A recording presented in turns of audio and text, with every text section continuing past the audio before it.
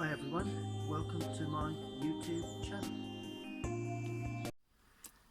Hi everyone, and welcome to this video I'm making for painters online, and I'm hoping that you will gain some sort of inspiration really from this. Now what we're looking at is a photograph I took while on a walk a few days back, obviously still in lockdown, so hoping to get out painting very shortly, but I just thought I'd run you through a simple painting process for this lovely lane. Well, basically you've got this large tree, plenty of interest there, bit of ivy running up. I always like the ivy up the base of the trunk, always gives interest. Bit of building in the distance, although it's mainly about that large tree. A little bit of greenery this side. We've got a muted light, although the tree is quite dark and I'm going to make it quite dark, but obviously we're going to elaborate on the shadows running across the foreground really. So let me lead you through it. Good. Well, this is the drawing that I have down. I think you'll probably just see it. A large tree there, opening in the distance where the hedging is. A dark tree there, a little bit coming in both sides. Nice bit of green border there for the edge of the lane. Okay, first thing I'm going to do, as I always do, I'm using a large flat. It's a Rosemary and Co. flat brush, and I'm just dampening that. It is very warm. I'm in my studio today. It's a very warm day, but I'm dampening the paper. I want to show you a relatively quick and easy way of producing this sort of scene.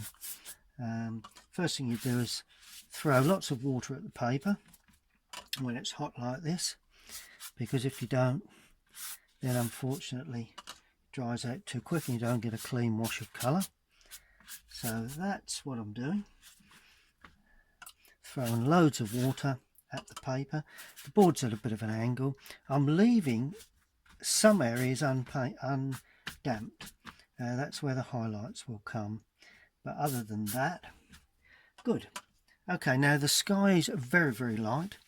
The sun is coming from the right hand side, so it's coming across the paper that way, and so consequently we're going to need a little bit of light colour into that right hand corner.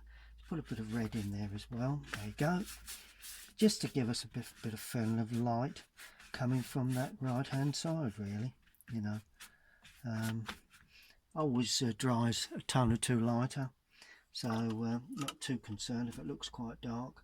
Going more red now, so I've just removed a little of the yellow, because as I head this way I'm putting in a blue, just so as we can see it, so if any of that blue does show through the wash of colour, then we can see that it is a very sort of summery day. A little bit deeper up in that top, if I can just pick up enough paint. I damped me paints just to before I started, and stroke a bit of that up into there, but by and large that is all that's required for that particular passage. Now as I come down into this lower area, I'm going to introduce a little lemon yellow with a little cobalt blue. There we go.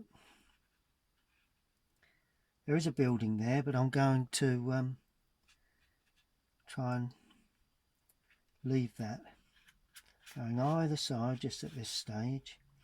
That's that central area where it's quite light, so I'll leave one or two harder edges there. There we are. Good, that's looking pretty healthy to me. Right, I'm going lemon yellow now.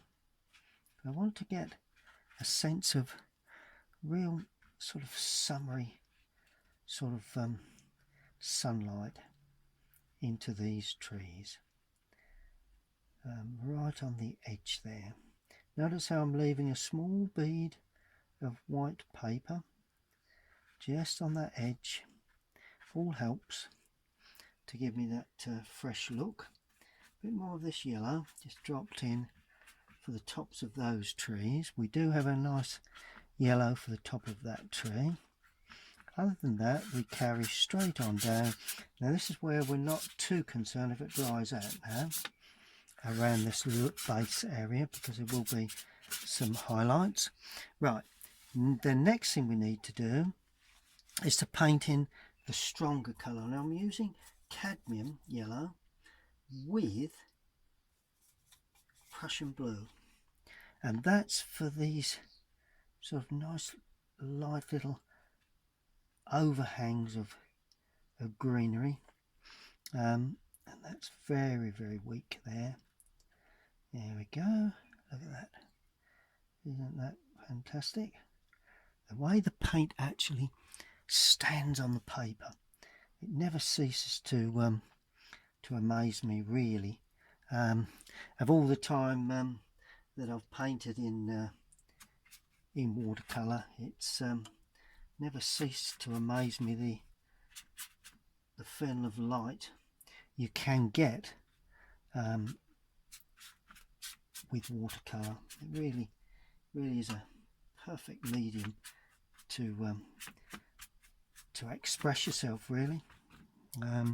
That's the way I see it. It's an expression of yourself that's quite important. Now, going to use Prussian blue, cadmium yellow now, and this is very dark because I want to show a sense of softening of these leaf shapes.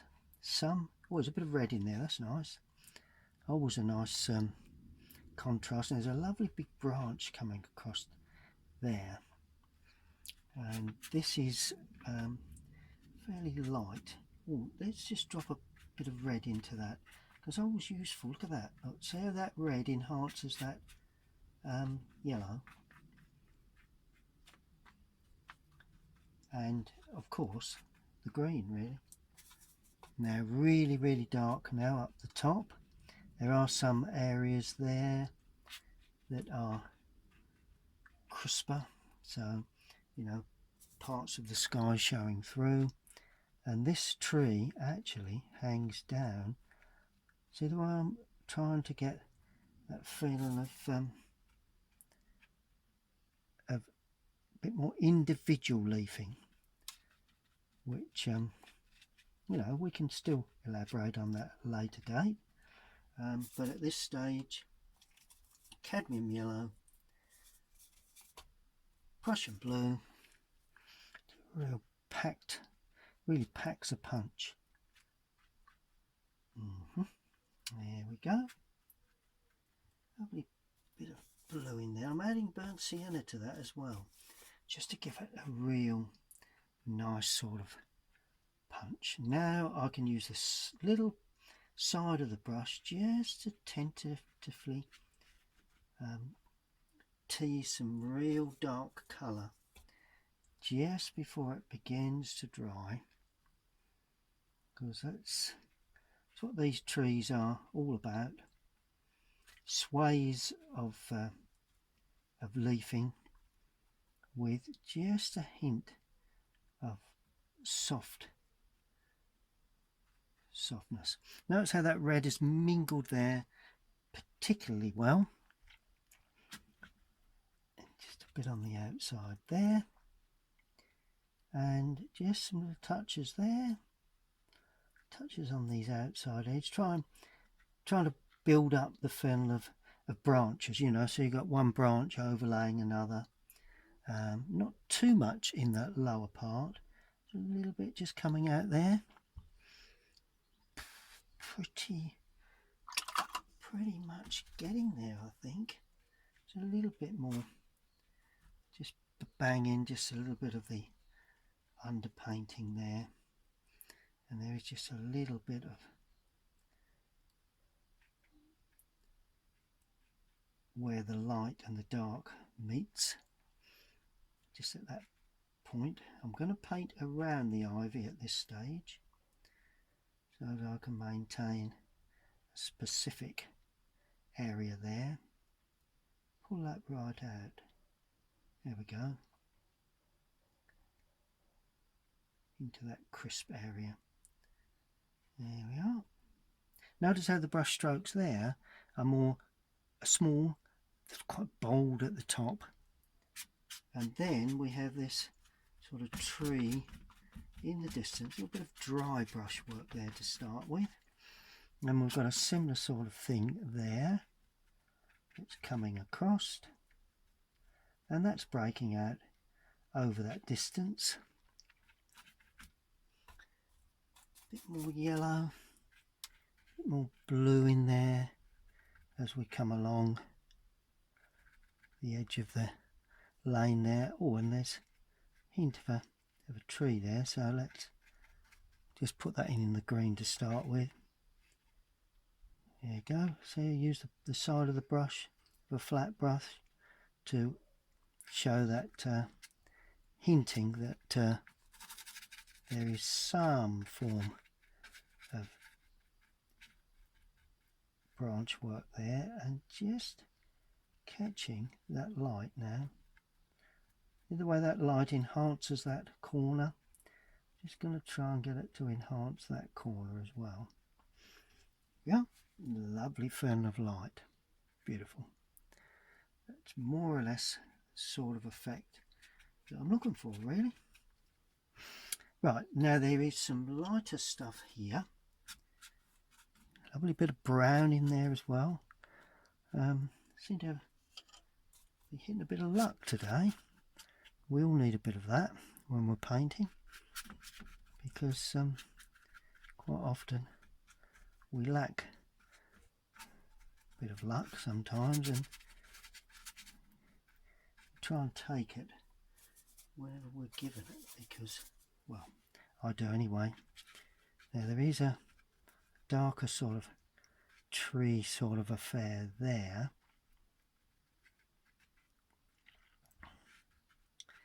That's coming up and sliding around, and once we get to the top it begins to break up a little. So that breaks out into there, breaks out into the top there, a little bit gentler with our brush strokes. So we get to that point, whenever just blank that side out a little bit. Well, there you go, there you go. It's all looking good. Clean the brush again. A little bit of yellow, just to enhance that light effect here and there. And that then runs out of picture to the right. Good, good, good. Bit of darker colour now, just along that edge.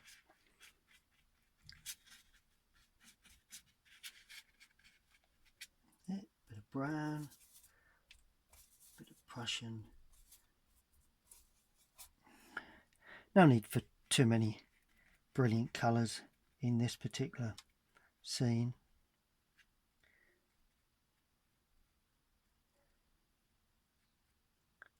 At this stage. And a bit of brown now, because I want to show that branch that we had coming out. Remember how I popped that in? Well, I'm actually showing that now, a bit more clearly defined. That heads across. Just point the brush a little bit more. There you go. A rigger will be organised shortly for that, but at this stage, just the simplicity is really all we need. Good. Right, let's just continue progress down to the lower part. Just painting around the ivy there, and there will be some patches of white there, or very light colour. There we go, that's fine. And along this side, maybe a little bit more blue perhaps, as that heads off into the bank, and that bank sort of heads round really, just like that, just tucks around the corner, and that threads through like that. Finally, we need to just put in the track. Now we're going to need to start quite cool, so I'm using light red with a touch of blue in there, but quite a lot of light red, and I'm painting across like that, so it's very light. A bit more red now as I come forward, a bit more red, come forward, considerably more red, even more red. Tell you what I'm going to use. I'm going to use Colinsteedart Crimson in the foreground. Love doing that, purely because it shows the greens up. It gives a lovely green complementary colour to the green. And along the border I'm going to drop in some burnt sienna, and that's quite a patch there, not too much there. As I come into the foreground, it's going to tend to run across the lane a tad. There we go. Now that basically needs to be allowed to dry. Well, the drying time is pretty short because it's warm in here, so that was about 5 minutes. I've just allowed that to settle. Now I'm going to put the ivy. Now ivy, I love painting ivy, mainly because I think it's quite easy to achieve. Remembering that the ivy that runs up that trunk hangs out either side so that it makes the trunk look slightly wider, but also it's ivy leaf is shiny, so you get sort of like a nice broken edge, you know, and it's a little bit on the patchy side, and as much as plenty of white paper there, and the ivy sort of starts right down and it overhangs and heads like that. There we go. And that, to me, if you look at it, begins to look like an ivy. You do get a little bit running up the trunk as well. See the way it makes the trunk look particularly large. It is quite a large tree anyway, but here we are. That's the beginning of your ivy clad tree. Now you don't see much sunlight on some of the areas of ivy, but on others you see a lot. So let's just make certain we don't overdo the white paper. Right, now from there we can, I'm using another flat brush incidentally, it's a 1/2 inch flat. Now I'm going to paint in the branches, so I'm going to use burnt umber for that. So we get in with the burnt umber, and I'm going to use alizarin crimson again.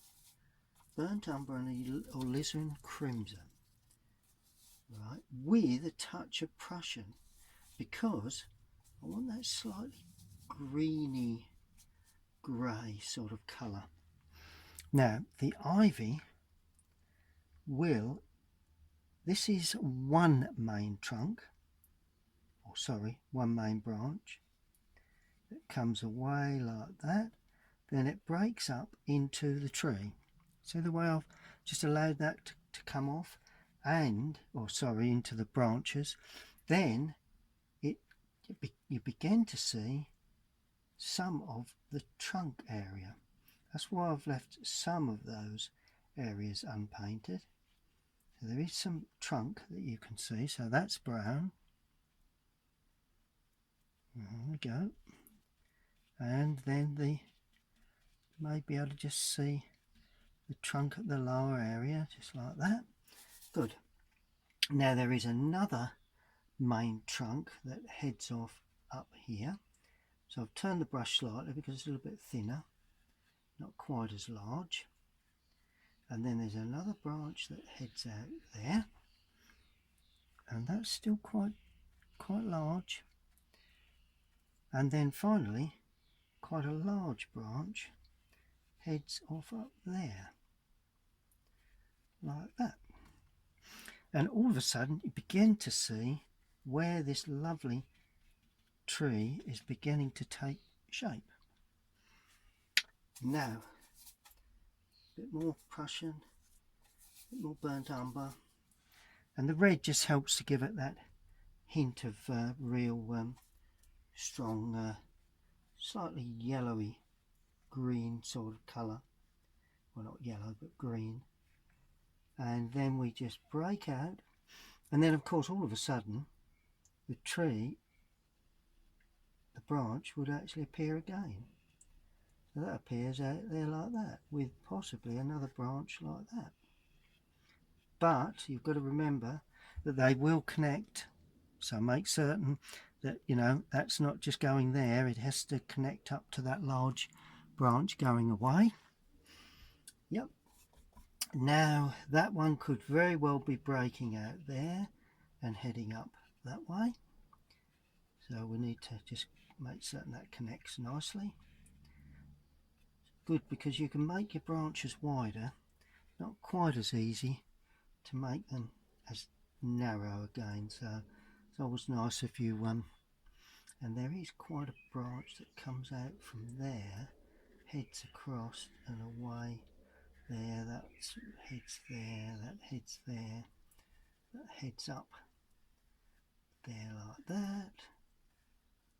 As I say, it's all a matter of just having a bit of fun really with the lower branches of this lovely old tree. Yep, that's looking good. Okay, now just to balance that, there is sort of like a, well, the only thing I can say, it's like a copper beech tree, and this kind of depict with rose madder or alizarin crimson and burnt umber, and it's quite a broken affair. It's hanging on, it's just coming in that side, which always gives a nice little feel to the outside edges if you've got a little bit of dark area coming in. There's a branch just hanging there, just looking at the branches while I paint, and it gets more open at the top as trees do. Another little branch there, and then further down it obviously gets more dense. But let's just finish this off first. There you go.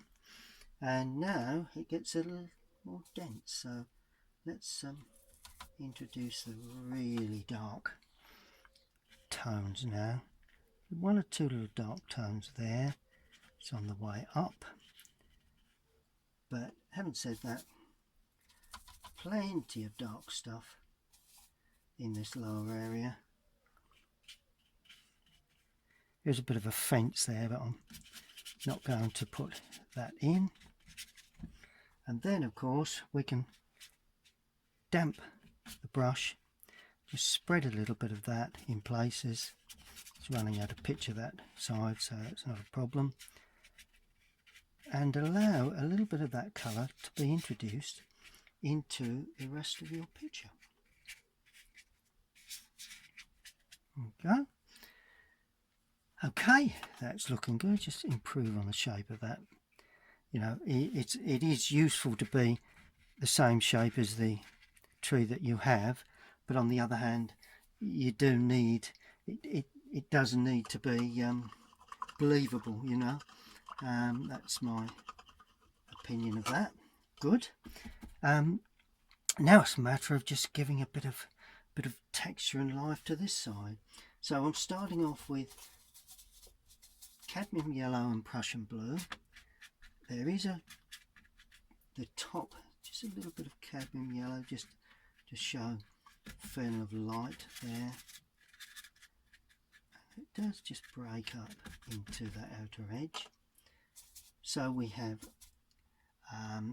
a fairly light area there. I'm just going to soften that with that round brush, with that flat brush. There we go. Now I'm going to paint into that a little bit there. That's it. Now I'm going to spread that, because the undercolour will be some of that left. A bit more blue now, a bit of burnt sienna just to give it a bit of depth. And of course this is the shadow work that will stand out really nicely shortly when we come to put in shadows. And the bank finishes somewhere about there with some grasses, so that's the grasses standing up. We can also paint in a little bit of a bank area there that heads behind that tree. Yeah, that's okay, that's not overdone that at all. Right, now burnt sienna, cadmium yellow, touch of Prussian. Now this is where it gets very interesting, because I want to depict the grasses standing up there without actually overplaying it, and that's the key.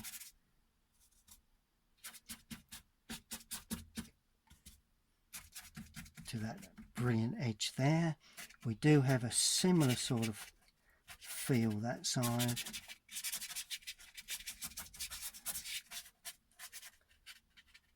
I know I'm a little rough with my brushes, but there you go. While that dries, I'm just going to indicate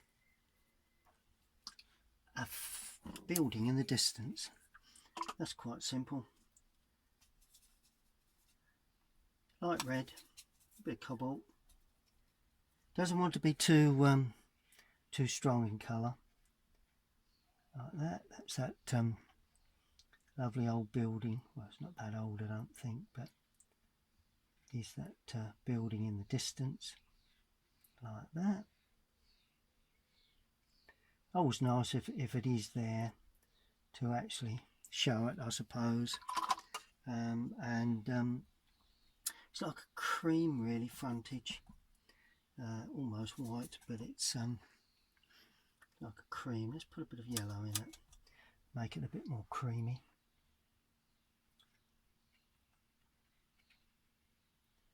Let that come along there like that. And of course the shadow side would be considerably darker, so we put a slightly darker tone, and even darker than that. Add a bit of ultramarine to that, because it has to be dark. There we go. Side of that corner of that building shows off nicely, and that's the gable end, and it shows off particularly well the sharp light on that area there. There we are. So you can see that nice sharp light there. So now I can bang in a decent bit of light red for that roof line there, and that runs nicely down. There you go. Now I'm going to allow that to dry, because wet into wet gives you that little bit of a mystical feel. Don't want that to run down too much, so let's gently lift off that. There we are. Just gently lift off that. That's a bit lighter, but we're still not lost our sense of sunlight. There we go. So that's worked well. It looks a bit like an old barn, which is not too concerned with that. Allow that to dry, I think. Actually, there's not too much more to do. Elaborate on some areas, put in a little bit of let's just tidy up this branch work with a bit of burnt umber, a bit of Prussian blue. Always nice to have a sort of like a nice sort of feel of a branch that's heading out across there. Lots of artists have their own way of painting branches. I suppose I do in lots of ways. Make that a bit wider there because that's a large tree. You've got to remember that leaf work you create, you do need to justify the width of the trunk within that. Because if the trunk is too narrow, then it doesn't justify the branches, or at least the leafing that you've painted on. So but as I always say, trees are not perfect in shape and form, so there's plenty of license to play with when it comes to painting your branches. And I'm just adding a few more here than I can actually see, just purely to try and get a little bit more feeling of branch work into this.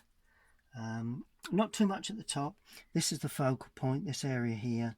There are one or two smaller branches that are just popping out. Notice I'm only using a small brush for this, because I don't want to get the paint too thick at that point. Good, yes. That looks as if that runs away. Just having a quick look to see whether there's any more branches required. Perhaps a few more there. That's shooting off nicely. We make more of this tree, very little of that, and hopefully all should work out quite well. Right, so that's that. Right, now we get down to business to put in the real dark colours before we put the shadows in. Now, really dark Prussian blue, or alizarin crimson with cadmium yellow. Now the cadmium will give it that green, and all you do, you stroke across like that to give texture. Now you can overdo this, and I'm saying that with some experience, really, that it does happen, because I've been there and done it quite often. So unfortunately, you know, restraint is the key word when you're actually trying to paint these large blue-green areas. There we are, that's a bit better. There's a bit more weight to them branches. Quick flicking seems to work, so if it works, there again, if it works, use it. But as I say, you can soon use it too much and you end up overdoing the complete picture, really. But let's just hope that that doesn't happen. And if you're having fun, who really cares? You know, it's all about fun. Watercolour is all about enjoying the process and the speed in which you can get a feeling, really, of a great looking seeing, you know, it really is quite unique in many ways. Just have a bit of ivy coming out that side again, just trying to get rid of some of that ivy, so it's a bit dense, more dense. Now a little bit of this darker colour coming in there, quite a bit coming in there, just trying to get that film of light, you know. And it's the blues that do it. Nice bit of branch work just coming out of there, branch work just coming out of lovely colours. It's lovely sort of, they're not autumn colours, they're quite yellow though. And right, a bit more blue into that. There you go, look. See how dark that looks once you bang blue into that, which is a bit more open there. There we go. That's good. And there is just some little dark touches there, little dark touches here, and even just as it comes in there, and two little touches there just to take away the feeling of like there. Good. Okay, now while that's drying just a touch, I'm going to bang in an indication of a bit of shadow under the eave there and some windows.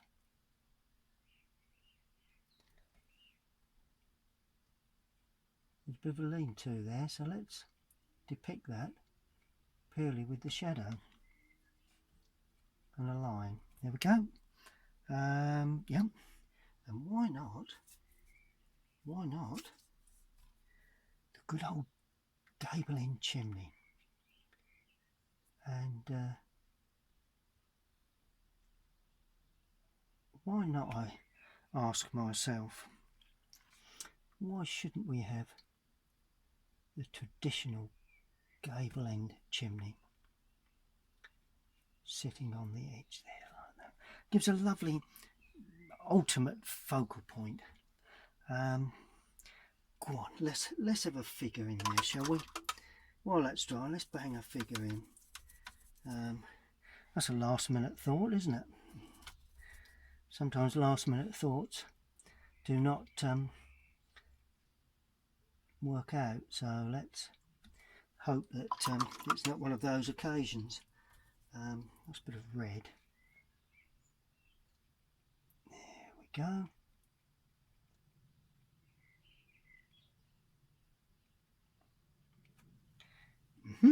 That's good.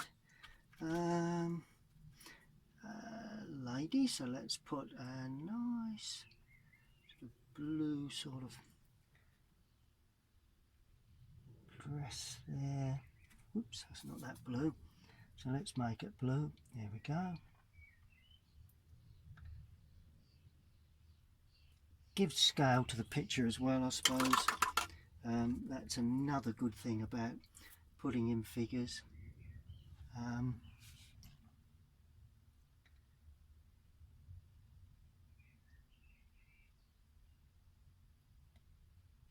There we are, do me. And of course, does need a dog. We do need a dog walking a country lane, so we're looking for very dark brown. The hand's out, so that must have a dog there, possibly. Tail, dog legs there. There we go. Good. And line for a lead. Looks as if the dog's up in the air a little. So let's just extend those legs so as we can give that. That's better. There we go. That's a bit more on the level sort of side. Good. So that is all ready for our lovely shadow work. Well, how do we achieve that nice subtle shadow? Well, my favourite mix is ultramarine with alizarin crimson. I tend to think that gives you a nice sort of... I've gone in too dark with this colour on occasions, and I'm telling you that because in actual fact I'm trying to tell myself, because if you are too dark, particularly in the distance, then you don't quite get that sense of sunlight. There you go. Now we have a little bit of that down there, a bit more blue, and it does head across there. See it, nice and soft and subtle, and it heads across the road a bit there. Okay, now as I head towards the figure, I have to be very careful, because if it gets too close to the figure it never looks quite right. So we're going to have to just soften that back in. That's it, lovely soft shadow. There we are, that's a nice soft shadow. And then it goes up the bank the other side. There is some touches of light. And of course the other side we do have shadow down there, and that tends to connect across there, which there again will be softened and pulled in. Always nice to have a bit of soft, subtle shadow in the distance. Then of course a little bit of that, a bit there, a bit laid across there, on the bank there. That's nice. And another little bit of soft, subtle shadow there. Okay, good. Now as we come forward, that shadow work is going to get a little bit more stronger. In other words, a bit more colour in there, a bit darker I suppose. Now, this is where it gets really interesting. It comes down there like that, so that side is in full shadow, a little bit at the top, not too much, top of the tree there. Then you have a nice sweep of shadow here, and one or two little touches round by that ivy. Then all of a sudden that nice bluey sort of purpley shadow sweeps across like that, and of course it goes under the figure and the dog like that. So the dog and the figure now come into strong light, a bit more blue, adding a bit of yellow with this now, just to give it a somewhat more bit of a different feel to the shadow. Okay. Looking good. And of course in the foreground I'm going to add a bit more red to it, a bit more blue to that, too much red in there, and that then justifies why that's in shadow. We do have a sunlit area about there, but other than that we then come through into the main event, which is always, I think, the foreground shadow. Pick up a bit more blue for this. So that sweeps down across there like that, comes down like that, and it sweeps across there like that. Nice open affair to start with, but then all of a sudden it thickens up, because that is the thing that holds that foreground in when you put a mount over. And of course one should. Nice bit of red there, Here we go. And I'm stroking in a bit of blue into that and all. Go. Now some of you may be totally opposed to that sort of almost desperation to get that feel of sunlight really, but I think it probably works. So let's hope that it actually does. A little bit more shadow on there. It's only just hinting at shadow. Overall, we have got to be almost there. Just going to allow that to dry, and I'm going to sharpen up one or two edges.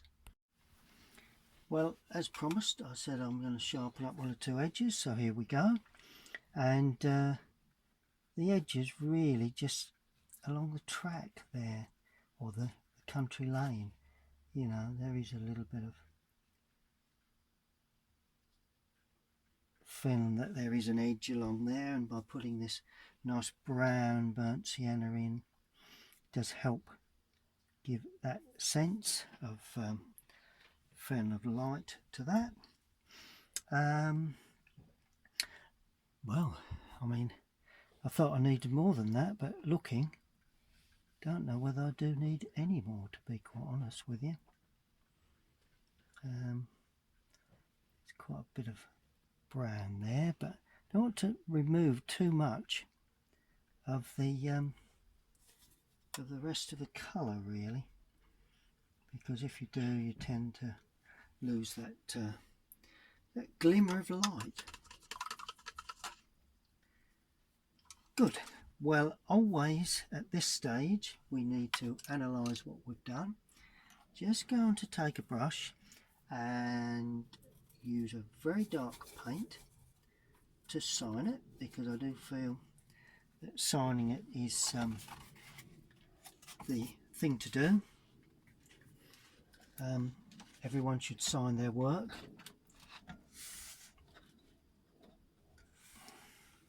There we are. A little bit higher up perhaps. Let's just go be quite as low as that.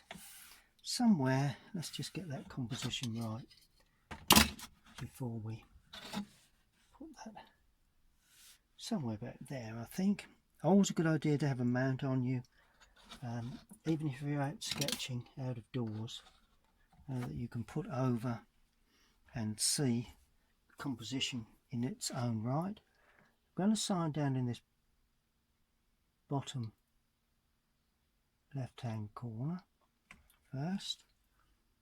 A bit more water in that so it flows. Let's try and build a bit of paint there. Always nice to sign it soon after you've painted it. And I think we can safely say that is a nice little painting. Well, that's the scene that I've just painted, and this is the finished painting. As you can see, I've picked up the basic shape of everything. I think you could probably recognise it if you knew that lane just down the road from where I live. I hope you've enjoyed that video. I do understand that it's going to be on the Painters Online Leisure Painter virtual Patchings Festival videos. So I hope you've enjoyed that, and if you have, find my YouTube channel. I'm also on Painters Online, the community section of tutorial videos, and as I say, my YouTube channel. This is Colinsteedart. I'd like to see you all back again sometime. Thank you for watching.